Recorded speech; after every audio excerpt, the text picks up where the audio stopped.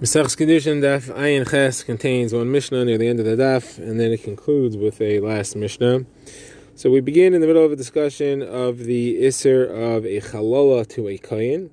So Gemara says, Rabbi Yehuda says that a Kohen or a Kohen Gadol who marries someone who's Asur for him gets a separate lav for the marriage and for the Bia. For the marriage, he has lo yikach, he violates the Issa to marry her. And then for the Bia, he has the Issa of lo yichalel, because he's mechalel her by the Bia, and being mechalel her is itself an Issa. So he gets malchus twice. So Gemara says, what about his zera, that he's mechalel's children, it says lo yichalel zera? Gemara says, you're right, that would be another Issa had he been moitzi zera, and the Bia we're talking about where he wasn't. But that's a separate Issa. So the Gemara asks, on this Maimer of Rabbi Yehuda, we have Mishnayos that seem to indicate that there's only one set of malchus. We have a Mishnah that Rava brings that if a Kohen Gadol marries a woman who is both an Almana and a Grusha, he gets malchus twice. Now that seems to indicate that he gets malchus just for Almana and for Grusha, but not for Lo Yichalel, and not for Zara, and not for any of that. So Maren says, no, it means that for each of these he gets a set. So for Grusha he gets a set, and for Almana he gets a set, but we mean to say that Grusha and Almana are counted separately. So Maren says, then why does it say further that Grusha and Chalutza are not counted separately? They're counted together. There it says only one. According to you, it's never only one. It's at least two, because you also have Lo Yichalel. So the Gemara says, we mean to say that between Grusha and Chalutza there's only one, because Chalutza is only der Rabbanan, so there's no Chiyav Malchus on that. So when I ask Chalutza is only der Rabbanan, it's not true. I have a brisa that brings a drasha. It says Grusha, which teaches Grusha, and then it says V'isha. And that extra V'isha is to teach me that even a Chalutza is included in the Yisr. So my answer is no, it's min Rabbanan, and that's only an asmachta, it's only a hint towards the rabbinic Isser. The Gemara now speaks about what happens if you have a Kiddushin without a Bia or a Bia without a Kiddushin. So it's a machlekes Abaye and Rava. So Abaye says if he did a Kiddushin, he's like it. If he did a Bia, he's like it. Each one separately. He did one without the other. There is malchus, and the reason is because it says lo yikach. So you get malchus for that just for Kiddushin, and it says lo yichal. You get malchus for the Bia without a Kiddushin at all. Now Rava disagrees. Rava says a Kiddushin without a Bia has no malchus at all. And the reason is because it says lo yikach and then v'lo yichal as part of that. A likicha is the only problem if it leads to a chil. That means that the Kiddushin is the only problem if it leads to a Bia. Without it, it's not, there's no malchus at all. Now, the Gemara says there's a situation in which Abaye agrees, a situation in which Rav agrees, and a situation in which they all agree. So Abaye agrees by a machzor gushasai, that if he did Kiddushin and not a Bia, there's no Isser there. And the reason is because it says, Lakachta liyos loy leisha. It says that he's not allowed to marry her in order to be his wife. That means a Kiddushin which is leading to a Bia. Without that, Abaye agrees there's no malchus just for the Kiddushin itself. Now Rav agrees that if there is a Bia without a Kiddushin, then that is enough to create malchus, although the Kiddushin needs a Bia, and you get two for that, but the Bia without a Kiddushin will get one, because it says V'echal Zar Ba'amav, and that's not linked to anything, and therefore he did violate that. Now, Abaye and Rava both agree that by a machzor gushasei who does a Bia without a Kiddushin, he doesn't get any malchus at all. And the reason is because the Isser here is only through Kiddushin. It's only through a marriage that Isser applies. It doesn't apply stam to a Bia. The Gemara now refers back to the Mishnah and discusses the opinion of Rabbi Yehuda. Rabbi Yehuda holds that the daughter of a ger is pasul to kahuna just like the daughter of a cholol. That is, he learns the ger and the cholol are the same halacha. So the Gemara asks, what is the makar for this? So the Gemara says, you have a kavachomer, a ger should be at least have the problem of a cholol. A cholol comes from zera kosher, that is, at least he is a Yisrael by birth. A ger comes from zera Serucha, he was an Akum from birth, and therefore he should at least have the problems that the Cholol has, and his daughter should be possible for Kahuna. So Gemara says, how can you compare that?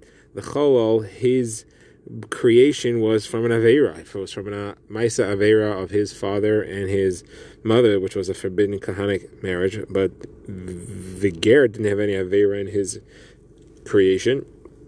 So the Gemara says, well, you can see from the case of the Cholol, that is created by an Isser Kahuna, that is, let's say a Kohen Gadol marries an Almana, that Kohen Hagadol, his daughter is a Chalola, but there was no Isser in the creation of the Kohen Gadol. So you see that the Isser being in the creation of the father is not the issue. So therefore you leave that out.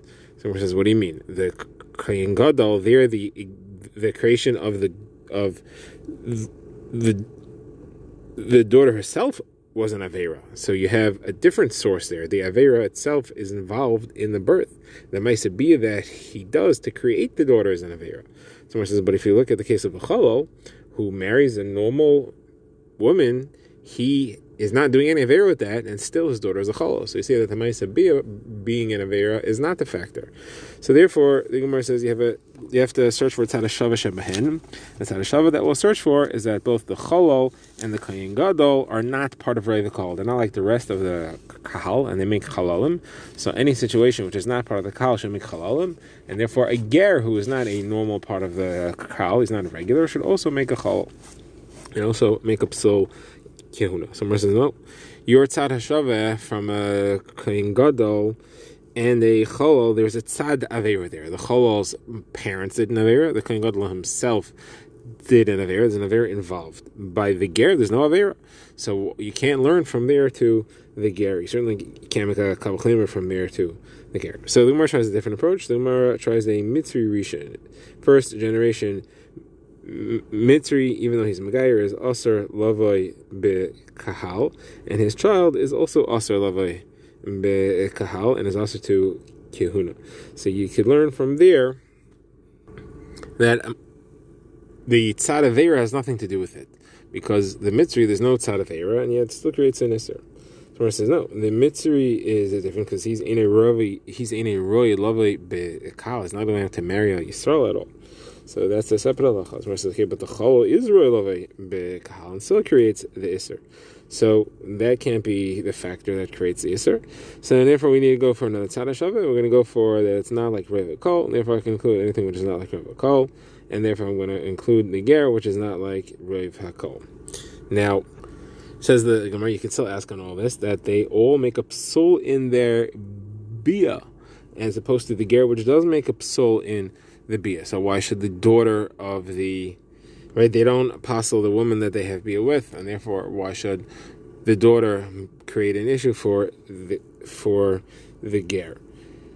So the Gemara therefore says Rabbi Yehuda is going to argue on that, because Rabbi Yehuda says that the bia of the ger does apostle his niveles to kahuna, and therefore the Tzad HaShaveh holds. The Gemara now says that on this halacha, the halacha that there are of the daughter of a ger, there are four opinions of Tanaim. One we've seen is Rabbi Yehuda. Rabbi Yehuda holds that even if just the father is a ger, the daughter is possible to a kahuna. Rabbi Elazar ben Yaakov holds that if either of the parents are Yisrael by birth, the daughter is kosher for a kahuna. It's only a problem if both of them are gerim, or if the girl herself is a ger. Rabbi Yossi holds even if both parents are gerim, she's kosher, as long as they were megayer before she was born. And Shimon ben Yochai says even if she herself is a geyeres, she's still kosher as long as she was megayer before age 3. So what is the source of all these? So Rabbi Yehuda we've already discussed. The Gemara quotes Rav Shimon bar Yochai, who says he has a pasuk to prove that under age 3 is not considered to be a bia at all. It says that after Mechem is a midyan, so we're allowed to keep the girls under age 3 so they could use them as wives when they grew up. One of those soldiers was Pinchas, who was a kohen, so you see it's mutter for kehanim. The Gemara says no, that wasn't for wives. They were lachem, mean for to be avadim and shvachos. Now, as far as the sources of each of these, the Gemara says they can all actually learn from the pasuk that says Amana gusha lo yichul lehem lenashim ki im psula mizera beisiso. To take psula mizera beisiso. It's a pasuk in Yecheskel. So Rabbi Yehuda says that you have to have zera beis Yisrael, has to be all zera Yisrael. If either parent, specifically if the father is a ger, then it's no good. Rabbi Elazar ben Yaakov says no, it's mi zera, it's zera mi Yisrael, it's mi zera, so it has to be some. If at least one of the parents is zera Yisrael, it's fine. Rabbi Yossi says it should be nizru bi Yisrael, that is, she was born to Yisrael, even if they were converts. Or Shimon ben Yochai says as long as her own besulim was nizra b'Yisrael, meaning that she converted before she could have lost her psulim, then that would be kosher as well. Now the Gemara analyzes the pasuk in Yecheskel more deeply, two questions which will perhaps answer each other, and then we will discuss the halacha as far as this four-way machlokes. So first of all, the Gemara notes that the pasuk seems to be first talking about a kohen gadol, and then it's talking about a regular kohen within the same sentence. How so? It says ve'almana ugusha lo yikchu lehem lenoshim ki im bisulas mizera beis Yisrael. They can't marry an almana or a gusha, only a psula. Now that's halacha for a kohen gadol, because an almana can be married by a kohen hedyet. But then it continues and it says v'halmana shertia almana mikoyin yikachu. An almana of a kohen you are allowed to take. So that again, that cannot refer to a kohen gadol, because a kohen gadol is not allowed to marry an almana of anybody. So what's going on over here? The second question the Gemara asks is that why would they only be allowed to be married an almana of a kohen? Where do we see a halacha restricted to an almana of a kohen? So let's see the Gemara's answers. First, the Gemara wants to say that the first part of the pasuk is indeed talking to a kohen gadol. The latter is talking to a kohen hedyet, and you find in psukim that sometimes different parts of the pasuk are referring to different things. And the Gemara brings an example. It says, "V'ner elikim terim yichbe, o Shmuel shoichav b'heichal Hashem."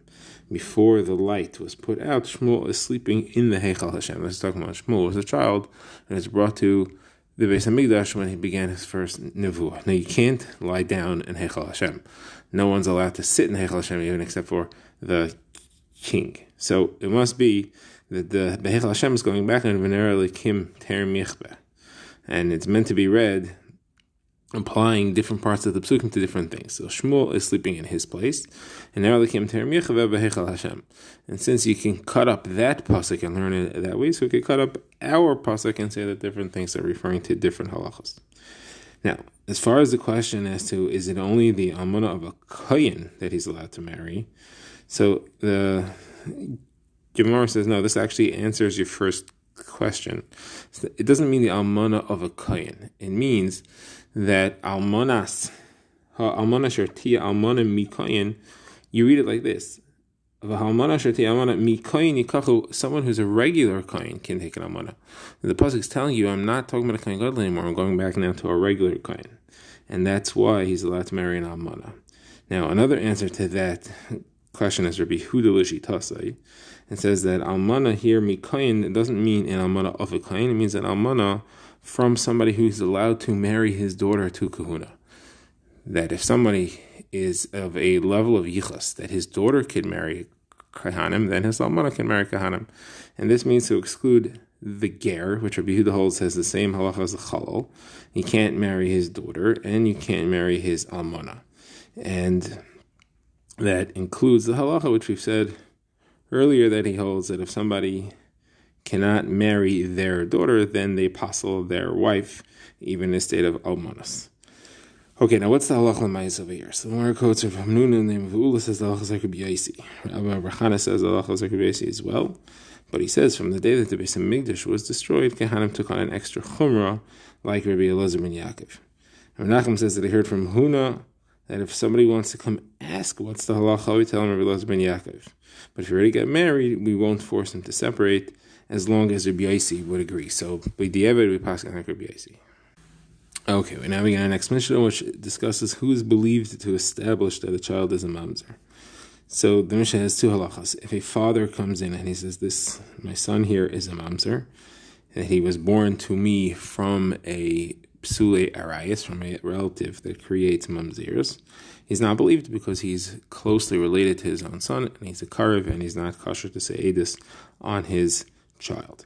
Now, if a man and woman come and they're married or not, and they say she is pregnant, and they say this child that she is expecting is a mamzer, she was an eshes, she was mazana, and they both testify to this.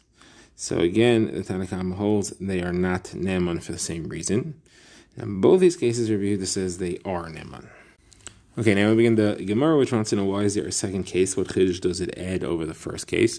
where if he's not neman in the first case, then he's not neman in the second case. What's a chiddush?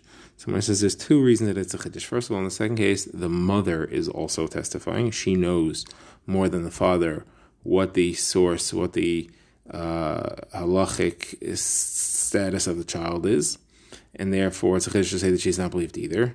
Second chiddush is that in the first case, there was a cheskas kashrus on the child. He was already born, assumed to be kosher, and the father wants to come and say that he's a puzzle, that we don't believe him there. It doesn't necessarily mean in a case where it's just a fetus, unborn with no cheskas kashrus, that he wouldn't be believed either, and we have to add that chiddush as well.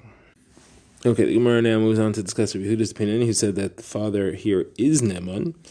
So the Gemara wants to know why he should be karev and puzzle for edus. The Gemara explains there's a pasuk that says the father is believed to say that a certain child is his bechar. It says yakirenu, is the full expression is bechar ben hasnula yakir. He should recognize the bechar.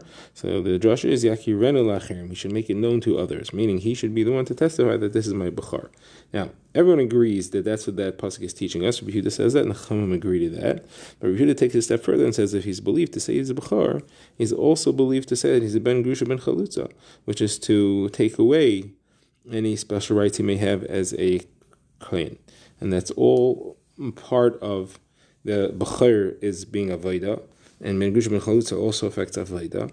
So those are all things which the father is believed on. And the Chacham say no, he's believed to say that he's a bechar. He's not believed on anything avodah related. So what's the significance of saying he's a bechar? So Gemara explains that we may not know he's a bechar. If he shows up from somewhere and he brings a son, and we've never seen him or a son before, we don't know he's a bechar. The father is believed to establish his bechar.